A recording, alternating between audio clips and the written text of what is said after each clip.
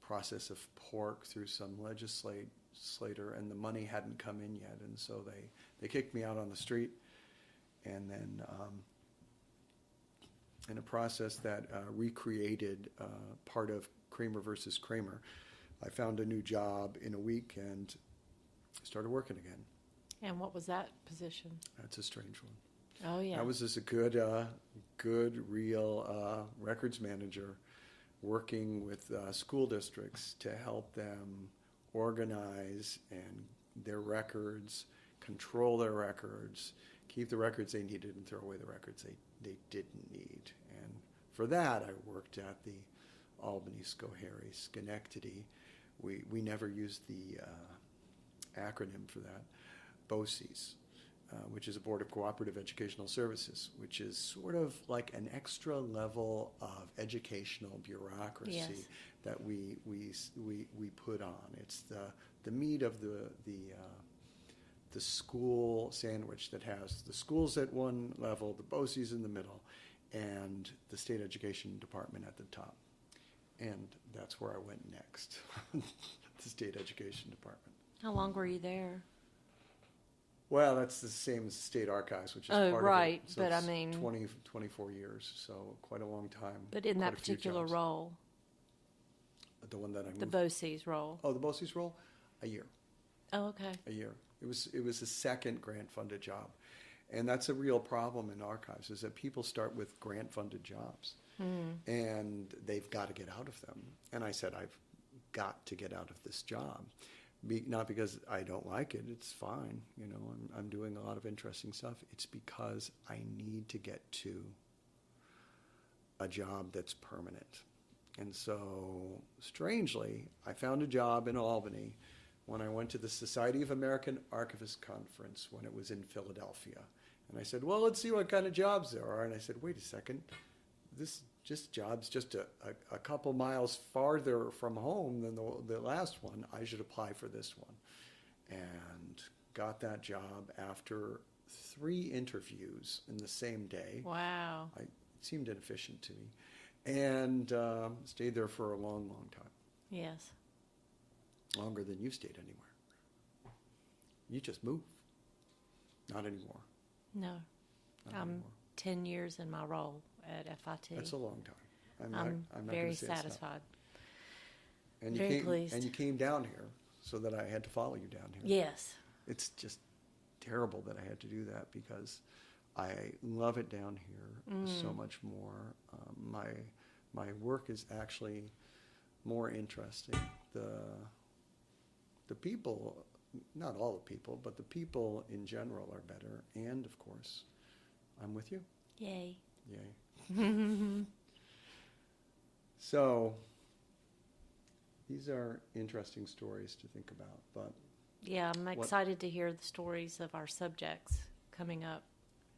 yeah, I think they're going to be more interesting because we haven't heard any part of them. Yes. Or Or maybe- not to levels of detail. Yeah, so it might be better. We haven't lived through them with them as we have with parts of ours. Well, in your current position, what major project have you undertaken recently? Recently, Yes. does that mean in the last 2.5 years? Yes. I probably have other major projects. I have a lot of major projects, but so I'll tell you. The major projects are part of my, my sort of ethic of help. That's what I do. So I help courts take care of their records. That's my major goal. And so I have one court that has literally, I mean, we estimated this through very mathematical means. We've checked our math.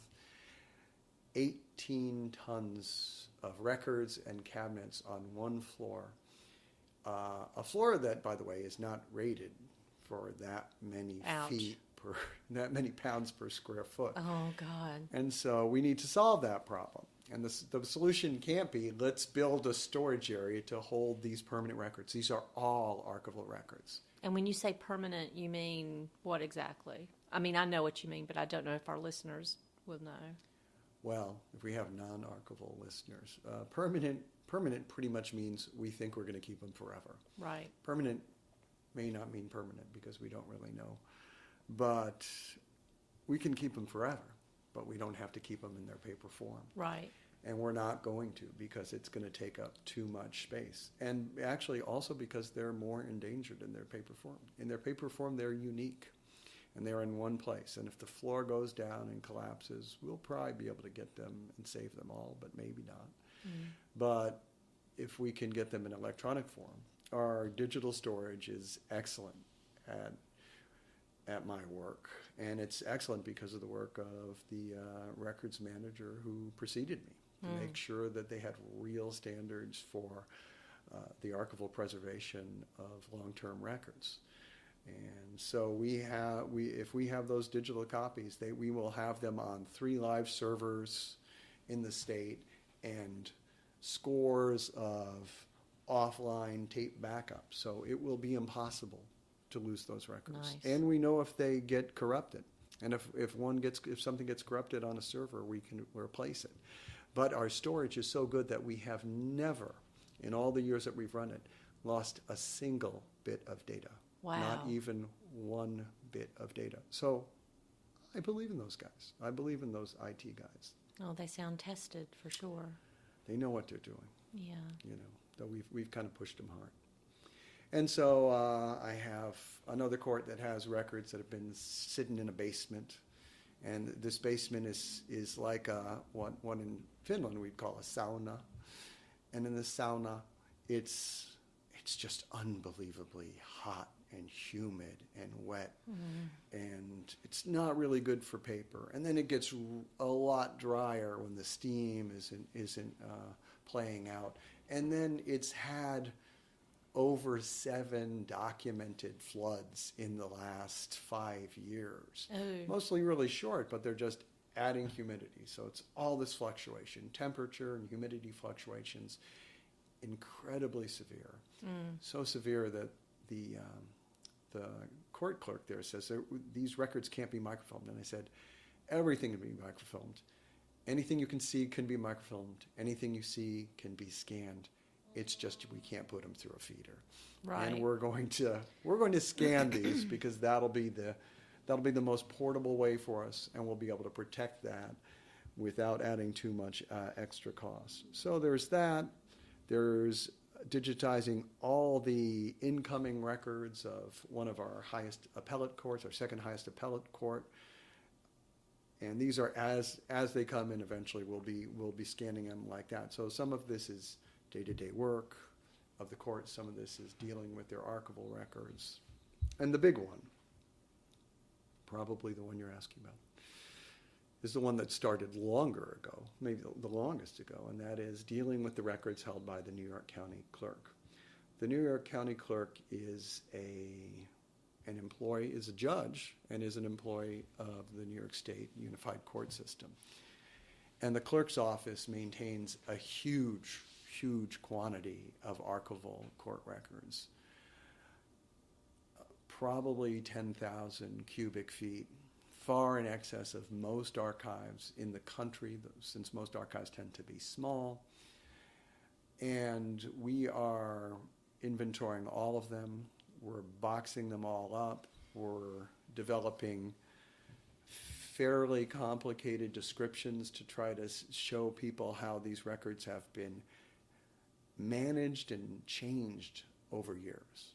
So sometimes you can see what the earliest court clerks were doing with the records, and sometimes it's been destroyed by this new structure that's been developed by later custodians. And so I've studied that, almost 350-year history of the courts in order to try to understand as well as I can what happened there. And then what we're doing is we're giving these records away. We are literally donating them. I call it donation. We've donated most of the records of statewide significance, those of the statewide courts, to the state archives, which has staff who can take care of it. They have conservators to take care of the paper. They have archivists to help people access the information. Already people are using the records up there. And we have even more records to give to the New York City Municipal Archives, which already claims to have the largest collection of court records in the English language. Wow. Though I haven't been able to confirm that with actual data. So I remain agnostic. Okay. So, You have a lot on your plate. yeah, that's only one of my 2 jobs. So Yes. I have other stuff too. Yes. Just doesn't concern us at this moment. So, but you have had a big project, and it was recently, in the last just a little bit over a month, featured in the New York Times. So you should talk about that. Well, when I first started at FIT in August of 2008, I was told that on the horizon would be a massive renovation project. And it took all these years just about to see it actually come to fruition. But in March of 2017, we moved into our permanent new renovated space. And walking through that renovation process, working through it, was probably the most daunting and yet enjoyable process of my career so far. We worked with Samuel Anderson Architects, and working with them has just been a joy. It was probably about 4 years of driven, solid design work with them to plan all the space and all the functional needs that the space would demand for us to operate successfully. And it's sort of like trying to see the future. It's not a precise process, but you have to try to imagine that precision as best you can and plan for it as best you can. So 4 years into it, and now finally, after 14 months of construction, we moved in, like I said, in March of 2017. So we've been there almost a year, which startles me to say it out loud because it still feels incredibly new. We're just not taking it for granted in any way, whether it's, processing tasks or serving researcher needs. It's just been a glorious transition. Well, it's amazingly so. When I first saw your storage area, which was something like an unkempt rabbit warren, terrible equipment. I don't know what people were thinking when they were trying to deal with those records and all these different formats, and also the books that you have and some objects and all this stuff. And and I just kept thinking to myself, how does she find anything? How does she know where anything is? And now you have space that was designed for what you have, designed to hold all the different kinds of media you have. So videotapes, large format materials, flat materials, books, papers in boxes, all sorts of things in this beautiful order, which I think I know now can figure out how you can find. But also it's a space that even in the storage areas, but most of all in the public area, the research room, it's design. It's designed for function, and it's designed for beauty. Even the storage spaces are designed for beauty, and it seems so appropriate for FIT because design is its focus.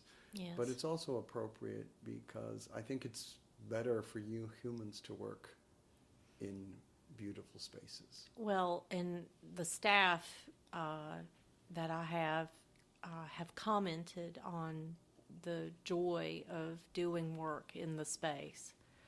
And that's incredibly gratifying because you don't train a person to feel joy. They either do or they don't.